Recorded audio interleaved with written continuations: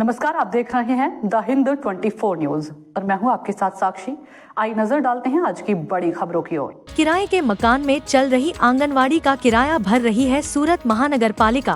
पढ़ेगा इंडिया तो बढ़ेगा इंडिया के नारे को सरकार प्रोत्साहित कर रही है। उधना उद्योग नगर रोड नंबर 12 महफत नगर में किराए के मकान में चल रही है आंगनवाड़ी। सूरत शहर भले ही विकास की ओर बढ़ रहा है, लेकिन अभी भी कुछ जगहों पर विकास की कमी दिखाई दे रही है। सामाजिक अग्रणियों और स्थानीय लोगों द्वारा नई आंगनवाड़ी बनाने की मांग की जा रही है। कई बार निवेदन करने और जमीन भी आवंटित करने के बावजूद सूरत के उधना क्षेत्र के महफत नगर में विकास अब तक नहीं पहुंचा है। जी, आपનું નામ? મારું નામ પ્રભુદાસભાઈ દિવે, સામાજિક કાર્યકર્તા। આજે જે આંગણવાડી છે તે જગ્યાએ આવી છે શું કરે? આંગણવાડી ઉધના ઉદ્યોગનગર મહાત્મા ગાંધી રોડ નંબર 12 મફતનગર વસાહતની અંદર જે આંગણવાડી જે ચાલે છે એ ભાડાની મકાનમાં વર્ષોથી ત્યાં ચાલે છે।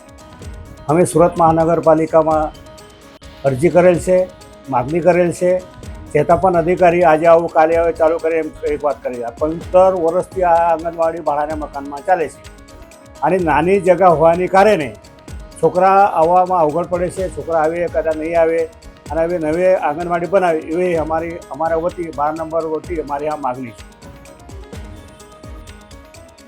કેટલા વખતથી આ જગ્યામાં આંગણવાડી માટે ફાળવી આપવામાં આવે છે ને કેટલો ટાઈમ? છેલ્લા 1 વર્ષથી આ જગ્યા ફાળવવામાં આવેલ છે। અધિકારી સર્વે પ્રમાણે સર્વે પણ થઈ ગયો છે, જગ્યા પણ બતાવવામાં આવી છે, છતાં પણ આ લોકો કોઈ ધ્યાન નથી રાખતા। મારે કમિશનર તમારા મારફત સુરત મહાનગર કમિશનરને મારી વિનંતી છે કે એક જગ્યા પર સ્થળ પર આવીને આ વિસ્તારને સર્વે કરે તો એમને ખબર પડે કે આ સાચી વાત છે। હાલ આંગણવાડીની પરિસ્થિતિ કેવી છે? કેવા છોકરાઓ નીચે બેસીને પડે છે? હવે છોકરા પેલા ભાડાના મકાનમાં છે, ઉપર પતરા હોય છે, પતરામાં ગરમી હોય, પંખો હોય પણ ગરમી હોય, ગરમીને હિસાબે લોકો છોકરા વધારે નહીં આવી શકે।